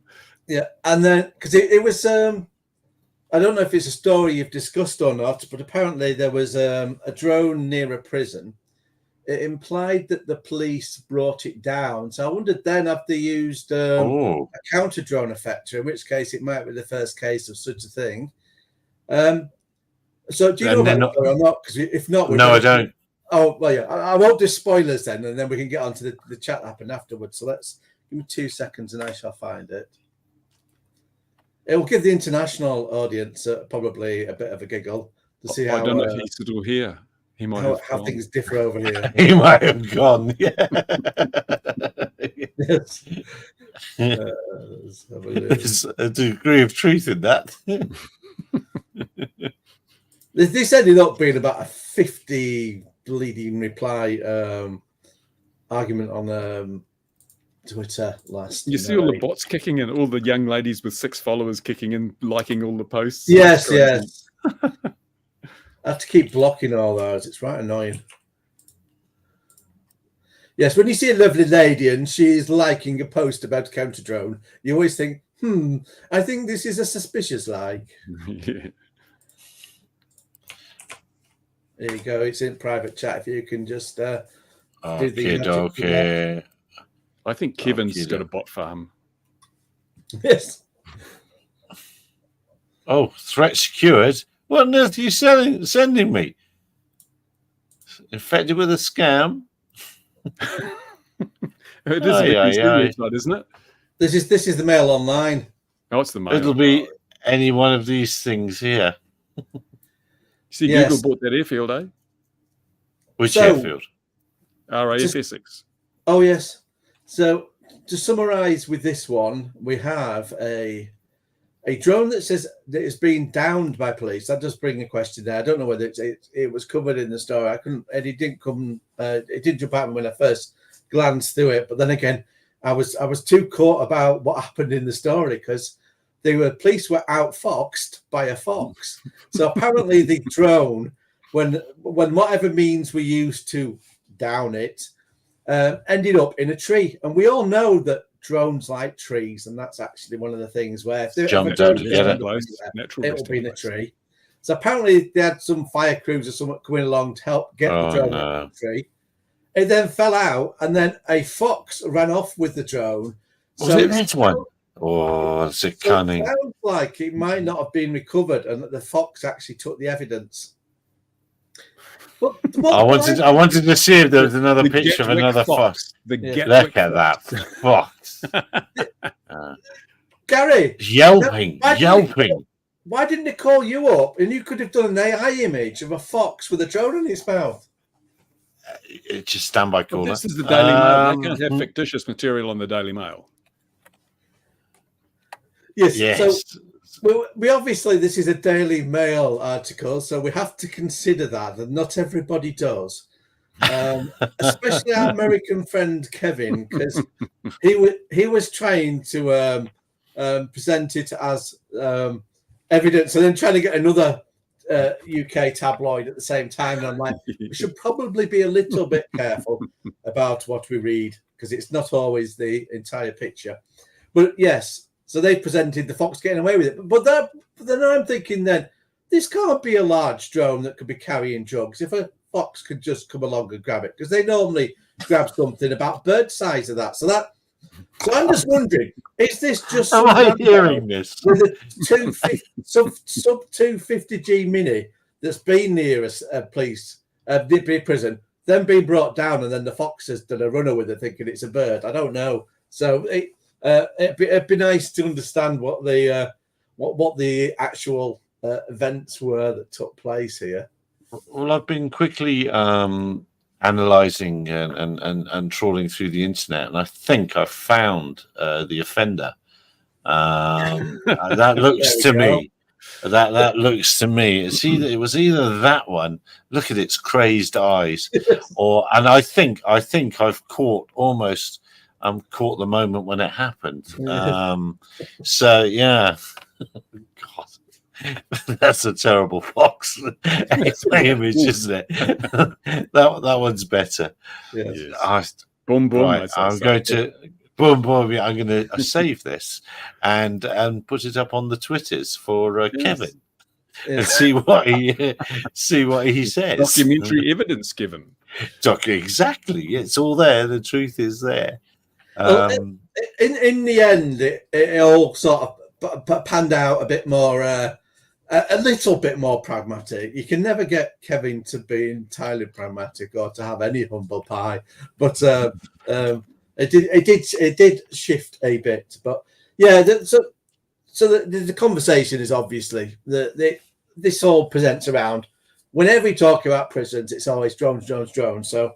That brought me on, though, because Kevin was going on about it. I said, well, just do a freedom of information. Instead of having this argument backwards and to and fro, just ask for the stats. Just ask how many are smuggled in by staff, how many through the mailroom, how many buy drones. Now I know HM prisons have fought this in the past. They don't want it out there, and if you don't want it out there, it's Yes. because you can't defend your narrative. But I said, ask the question. He wouldn't in the end. So anyway, I've put a freedom of information in, so I've got yet another one to deal with. So I'll let you know the outcome of that. But that did bring me on to something that would be worth you just showing the audience. And this is true in the US as well, because one thing Kevin did do is he put in a US prisoner and their stats, which showed a similar theme where it was staff and visitors first, mailroom, and then it was drones as the towards the back. There was a section called other, which didn't clarify that it was smaller just than drones. But bear with me a moment, and I will find it. I found something yesterday. It'd only been published, I think, last month, and unfortunately, like many things that are facts. Now, this didn't get any traction in the media and didn't get mentioned, but it's important to see. And this is directly from a government publication, so it's from the horse's mouth. So I stuck it there in the private chat, Gary, if you want to bring that up. Don't. Oh yes, I half saw this. Yes. Right. So basically, it's an admission of the scale of the actual smuggling that's going on into prisons from members of the public and from staff. So really, despite all this public-facing drone narrative, behind the scenes, they know themselves where the problems are, and they have been spending money. So I think there's over you'll see when you go down it, Gary, but I think it was over 100 million spent. So they're putting in X-ray scanners and so on, and it's saying already. Now at the moment, they haven't really got all the. I would say 46,000. Yeah, sorry, I was saying 46,000, 47,000. Yes, that's through body scanners. Yeah, I still think this is a thing that's still being rolled out. So it's not like every prison, I don't think, is fully locked down with all this kind of kit. But even still, it's saying over. But do keep in mind that's over 3.5 years. But it's still a 46,000 figure, and it's still topping what we're seeing with drones. But here, what's particularly interesting, you think how expensive this is. They've had to employ 140 counter-corruption personnel. So that shows you the scale of the corruption in prisons and how much contraband is getting in through the staff. Because, I mean, it could even be staff that's actually involved with some of the drone flights coming in, knowing the people out saying, well, you plonk it down there, I'll accidentally on purpose pick it up, and that'll be in the prison, for example, as well as trying, because they'll know if they've got a scanner in there, that's a problem as well. So, we never see the full picture of what's going on behind the scenes, but the spending here sort of demonstrates where the real problem is, and that should be more the narrative. But no one ever wants that to be the narrative. It's the prison service having to admit to its own failings, and also it come back to, well, are you paying the prison officers enough money? Because really you're not, because that's why they can be bribed. So it's those kind of difficult questions. It's a lot easier to just put out a headline about drones because nobody asks the questions, and nobody doesn't have any embarrassment until you overplay it too much and people go, oh, what are you doing about it? And then you've got to somehow prove that you've done something about it. Which makes you wonder if that Fox incident was some effort to try and go, oh, we've got a drone, and then it's all kind of gone wrong. Yeah, maybe. It just seems so ridiculous. At Gatwick. My God, the things could have been so different. Well, it's just, but foxes in London are like the universal enemy, aren't they? They get bad rap all over London for knocking over bins. Well, you get rid of two birds with one stone, then, don't you? You're demonising drones and those nasty foxes. Well, we're missing a business opportunity here where we could get some investors in. Counter drone with foxes. It's proven. This brand name Vixen. That's it. Vixen. Oh, there we are. God, hang on. Let me write it all down. And a new piece of nomenclature in the drone web. We've got suicide drones, kamikaze drones, junkie drones.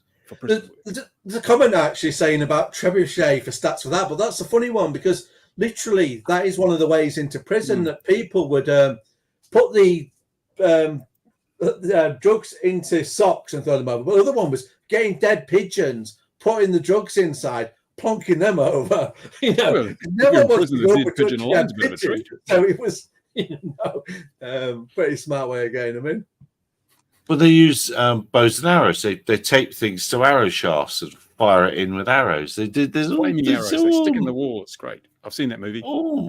all sorts of methods. Let's see. I've got another just a breaking picture here from my almost live stream. Where is it though? Oh dear, it's not showing up. Imagine if we were organising, we discussed this before the shows and arranged some images in advance. We need to have the special members only after show stream that you pay for. No, I'll be selling this artwork. This is original artwork. I've been painting for like minutes now to create this. But it was an American policeman. It was an American policeman. Yes. And did you notice? But did you notice it was an Asian American policeman? And I've noticed with this Gemini. Gemini. Yeah. Everything has to. There's always an ethnic flavour. Have you noticed? You can't specify ethnicity, but you can specify diversity. But the least represented are Caucasians.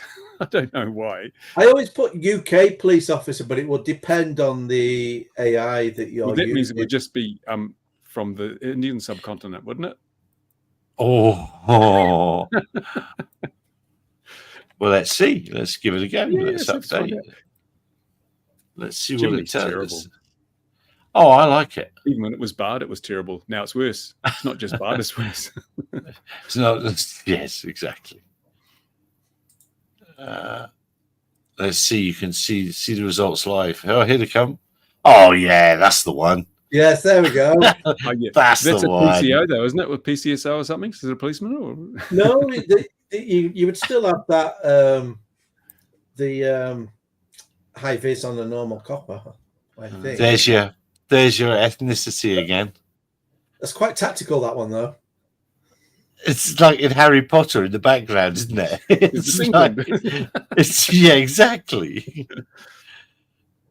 There you go. Oh, it's nearly got that one-legged policeman. Even the disabled are represented in Gemini's output. It's a very equal opportunity. That fox is going backwards. Look at his legs. Look at his feet. Yeah, he's taken on too big a drone that time.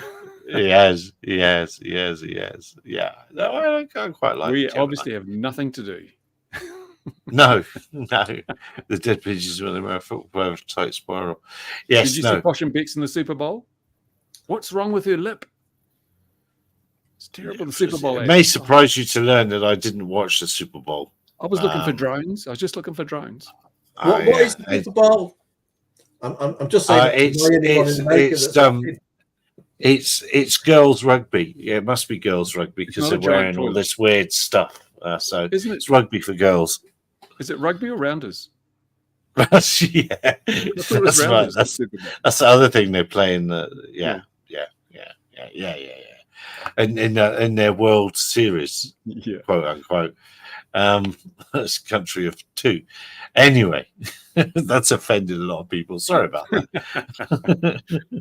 Now, Ian, what else have you got to talk to us about for about 25 minutes? I'm having a quick look at the freedom of information actually to see if we've got anything juicy there. But we might as well mention a little bit from what had happened last week. So we'd asked the UK Airprox board about their methodology and so on, and they said, "Well, we don't need such things because we've got very smart people."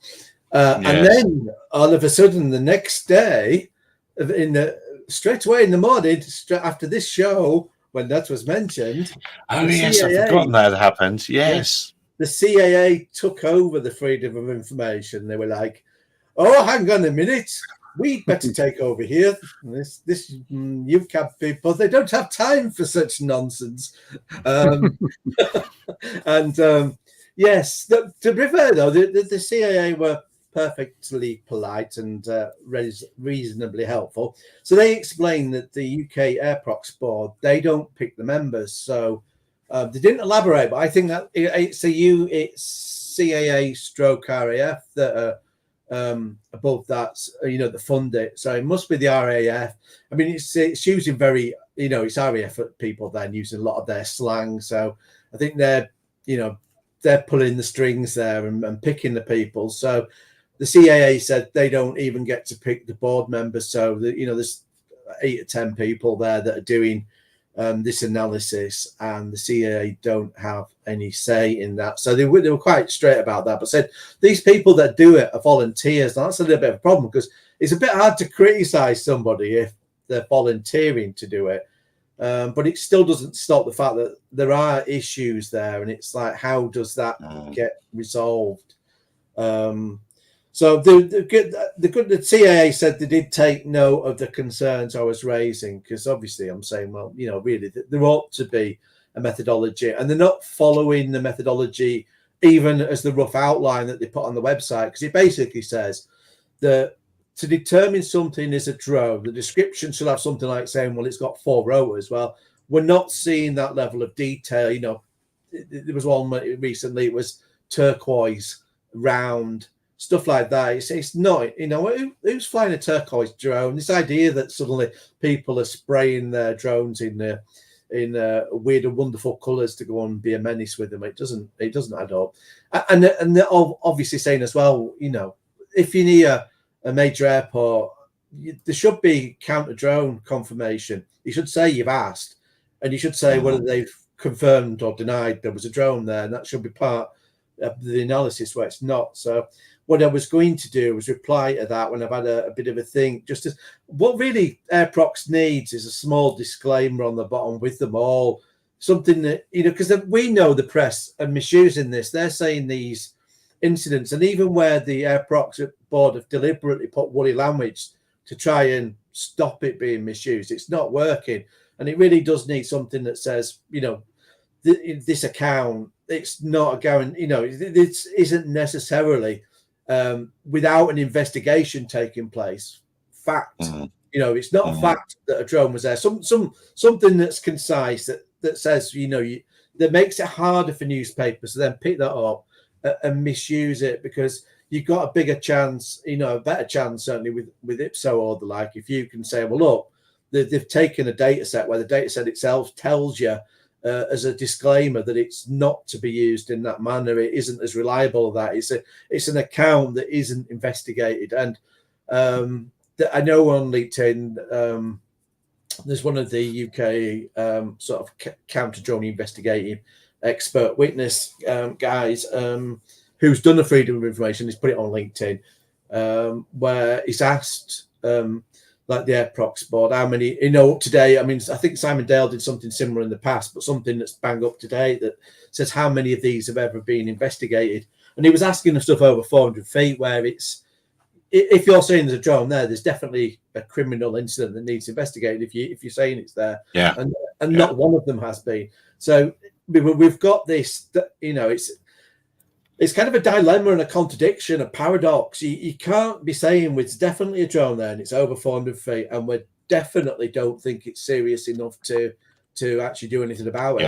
None of us do. The CAA don't think, the police don't think. And the reason the CAA and the police don't think is they know very well that the Airprox data set isn't guaranteed, that they'll be chasing drones that were never there.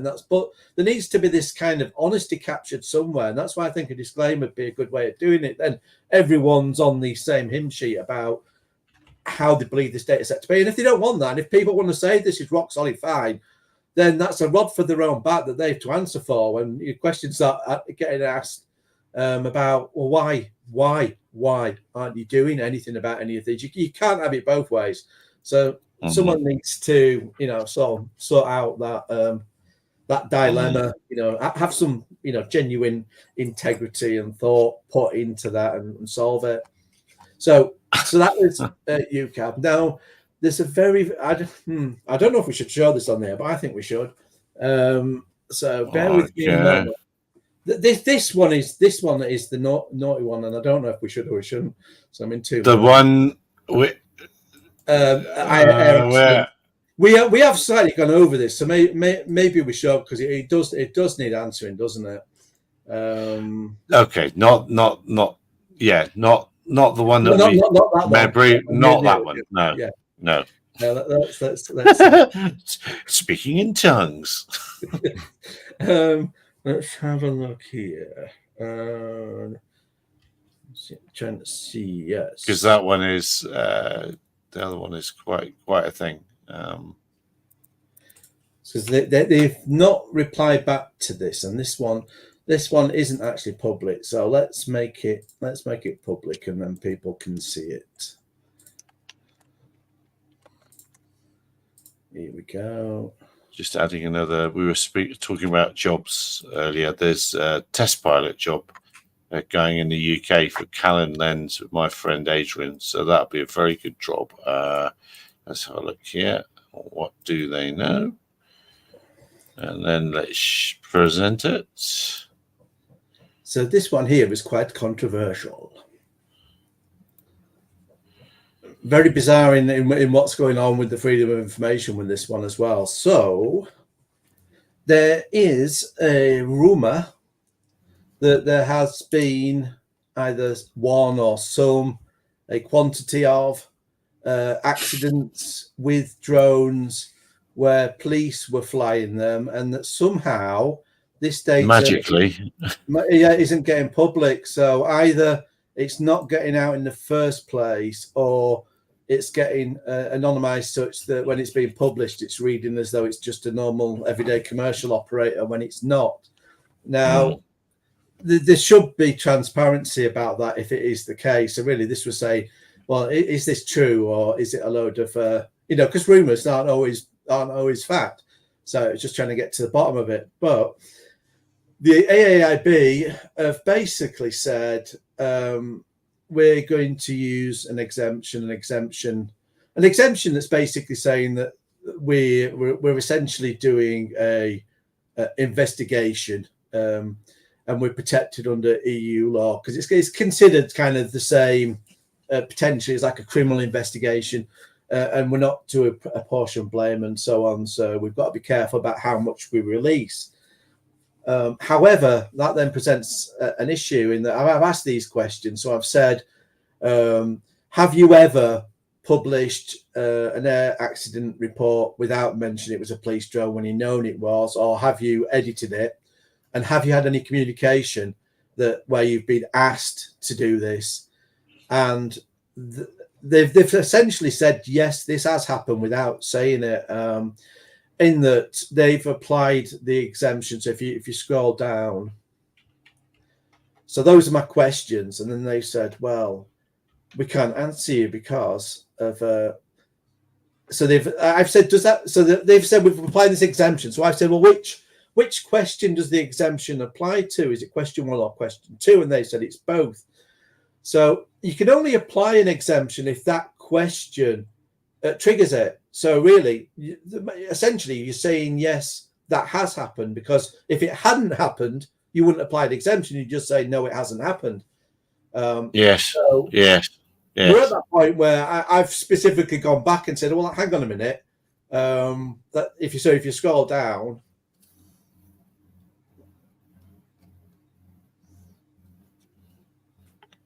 So to clarify when. Yeah, so correct me if I've misunderstood. That means the answers to both of these questions is yes, as the exemption is being applied to both. The exemption wouldn't apply where the answer no. So there has been a police drone incident or incidents that have happened without the AAIB publishing the fact it was a police drone. Well played. There has been some communication about such edits or removal, though you can't discuss the detail of those.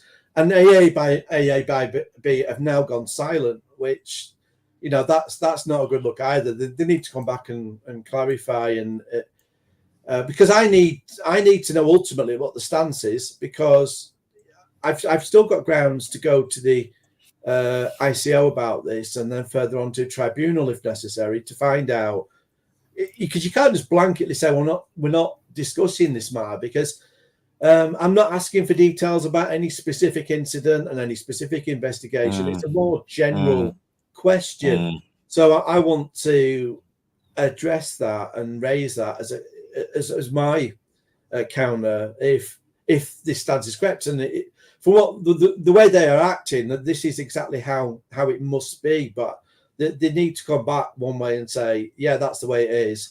We're not discussing it further, or no, it isn't like this, and this is what we actually meant. So at the moment, we might find out when the office opens in the morning. Then, if it's anything like last week. Yes.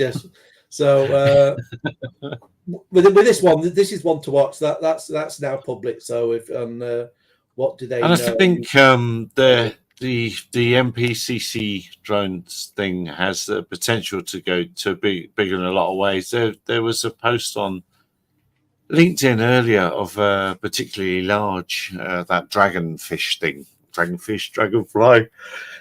Excuse me, from Autel, and that raises all sorts of questions as to who gave that the authority to operate, or UK police forces to operate that beyond line of sight, etc., etc., etc., etc. So it's an interesting entity, I think, that merits looking at. That's all I'll say. Yeah, and the only other freedom of information at the moment I think of interest is the ongoing one to get to the bottom of the statistics about the drone incidents. That one's going to. I've got a few police forces that could be answering this, and if you ever read the newspapers whenever there's a freedom of information done, it will always say X number of UK police forces responded. There's always a number of forces that could respond and don't choose to, which is not the way you can. You can't fairly deal with freedom of information in that manner. Now, with journalists, they're always on a deadline for publication, so these forces will get away with doing that without it being taken further. But as I'm not on any timeline with each of those that's refusing, I'm going to go through the whole thing all the way to ICO with them. So I've started giving some of them a nudge already, saying, you can't be refusing me to give me data that you've already provided to MPCC. You've already done the work, so you're not having to do the work again. And all I'm wanting anyway is a count. We all know you can do this on your system. So yeah, with those, I'm going to push a little bit more. I don't care if some of these come in several months' time or next year, but it'd be nice to actually do freedom of information, and everyone just own up and give the counts. It shouldn't be this way, that when you're asking a perfectly straightforward question and you're just asking for a simple figure, that you can't get it. There needs to be a little bit more transparency. And this thing where you've got forces that, sometimes it'll be a small force and they haven't got the manpower of one of the forces that's actually refusing.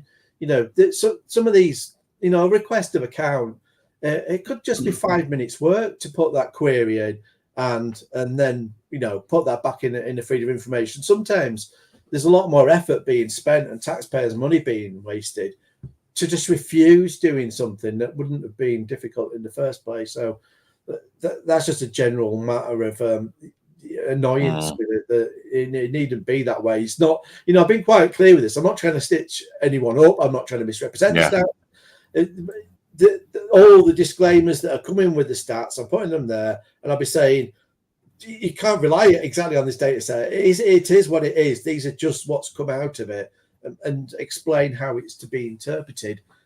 So it's not being used. But obviously, there's always that suspicion that you're trying to play one force off against another, or it might be a local NIMBY that's just down at trying to, have a complaint about a force, which obviously isn't the case. But they won't always know that. But I've tried to explain why, from the very outset, of why I'm asking the questions, and it's just simply just to put the numbers out there for a comparison's sake and try to understand for future how we can get these kind of figures done a lot better. So I mean, it wouldn't irritate the drone community if you have figures that are done fairly and could be explained. But it's when we have this situation of what we know of figures that are being numbers used for purpose and being manipulated, and it doesn't help anybody that. I mean, you could have a very good case, and I do wonder at some point whether, if they will come on air, that it might be worth you having someone that's involved with Reed from CAA or from NPCC and giving their case, because True. Because you can have your own legitimate concern and thinking, well, these are the benefits as I see them. So actually, you could be doing it with a good intent, but you lose all that the moment you're using dodgy figures. It undermines it. So even if you're coming from a genuinely credible standpoint, it undermines all that. So I don't think it does anyone any favors. So that's you're right. That's where we are with You're right. There's more to come. We know there's more to come, but we can't talk about them in this venue. That's for sure. So now, here comes the banhammer. No, anyway, any more?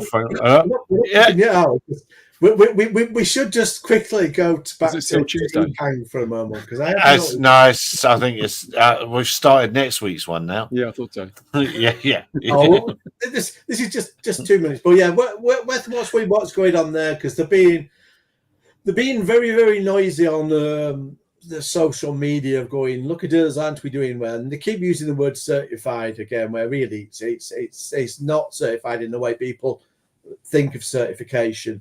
But they're rolling out what are essentially tourist flights. But yeah, they put the price out. I don't know if we mentioned that last week or not, but they have 300,000 for Ehang. Yes, but the funny thing is, they said our pricing is effective as of the 1st of April, and I'm like, what? April 1st Day. Does that include the burial or what? What's that? Sorry. Does that include the burial? That price? Yes. Well, to be honest, your cremation's included when you hit the ground, so you don't really. It comes with an urn, then, just to get a little urn for the whole thing. Yeah. But an urn. What does that mean? Oh, that sort of urn. Okay, I get it. Yeah. But so really, there's been and all the little small investors there in it. They've all been spamming. It's everywhere, trying to get the share price up. But the share price is still heading downwards, because it's gone it was 6 months back around $20, and it's now around about $9. And when they did the last financials, it went up briefly to about 17 and it's kept coming down, because the market is still looking at this and going, well, this isn't fully certified. You're doing what essentially tourist trips, which is still it's still a market, and you still might be able to make a economic case there. We will have to see. But what they're essentially doing is they're going round various suburbs of China and saying, oh, we're setting up a tourist event here, but getting local politicians to fly in the thing. And I'm like, you were literally using politicians as test pilots. Now, in the UK, actually, we might actually applaud that. Absolutely. You could live stream those events, and we'd keep our fingers crossed. So yes, I'm trying to find what the guy, I've forgotten his name, the Whisk guy, wrote today about his timelines for AAM, and he was pinning the tail on 2030, which might seem a bit more realistic. I do. I when you say that to me seems more realistic. Where obviously Ehang are presenting this as very much of this year's thing, because it looks like they're running out of money, and they need this narrative of things are going to pick up to keep the investors putting cash in. But yes, there was something that had struck me with this. I'm trying to think where I was going with that, and what I'd seen recently. And I've ruined your flow. Yeah. I'll come back to me. I'll come back to me in a moment. But I was struck at just how it's how they're trying to build the momentum. But yes, it was the which eVTOL was it now? There was the eVTOL I mentioned to you that they've crashed. Yeah. So because what's been the myth, which we all know is a bit of a myth, and we've discussed it on the show, that's been fueling the eVTOL hype and investors parting with the money, is this more props means more safety. And with that accident, it had come out as though the prop had failed, and that prop had hit other motors and props and caused more damage.